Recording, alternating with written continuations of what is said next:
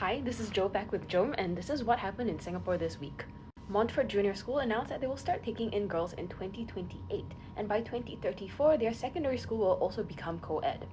With Singapore's falling birth rate and subsequent decline in school enrollment, this shift from single-sex to co-ed might start becoming a trend, and it's being met with mixed reactions. For generations, Montfort institutions have been a part of Singapore's landscape of all-boy institutions. Former students of these institutions often describe them as environments that forge a certain kind of masculinity. Through tough love teachers, relentless physical training, and the camaraderie of shared ordeals, particularly in Singapore's elite independent schools. However, studies have shown that male-only settings tend to accentuate traditional and potentially narrow masculine attitudes and behaviors. Changing the sex composition of schools can widen the range of gender expressions that feel socially permissible and be a step forward in inclusivity. On the other hand, those pushing back against this change often believe that separating boys and girls is beneficial to their learning, boys being more mischievous and girls being more shy. Right. Naturally, you can tell I'm from an all-girls school. So cutesy, so demure. Anyways, the trouble with these discussions hinging on the biological differences between boys and girls is that they can drift into gender essentialist assumptions that obscure arguably much more consequential factors affecting learning. Things like classroom size and teacher training.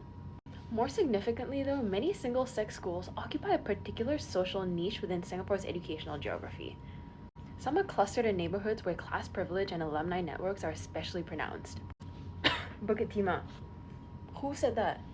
In contrast, co-ed schools in heartlands tend to expose students to people from more diverse socioeconomic and racial backgrounds.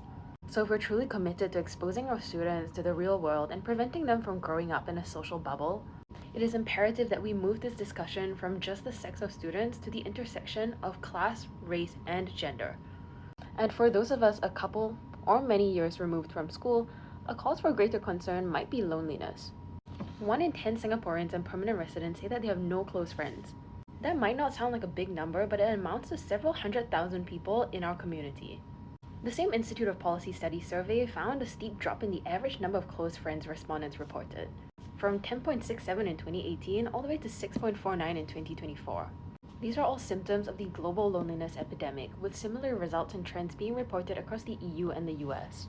Explanations for this global decline include the disappearance of third spaces, economic pressures, and the rise of the internet. So what can we do about it? I think the government has some ideas. David Neo, the acting Minister for Culture, Community and Youth, says that we need to do more to get people to interact and identify with one another. Some initiatives by the ministry include a $20 million multicultural arts program, a $10 million grant for multi-school CCA activity teams, and 50 new multi-purpose courts for badminton and pickleball over the next 5 years. All of these are part of building up Singapore's identity infrastructure. Cold words for warm bodies. Online commenters have also pointed to our workaholism and hustle culture as barriers to forming and nurturing deeper relationships. The issue might not be how many activities are organized, but whether we're building a society in which people feel safe and relaxed enough to connect. For anyone out there stressed out about the number of friends that you have, fret not. What we should concern ourselves over is not just the number of friends that we have, but also the quality of these interactions. Remember, you're not alone. No man or woman is an island, even though Singapore is one. If you're interested in diving deeper into these two stories and more, check out Singapore This Week, Jome's subscriber-only weekly update on our city-state.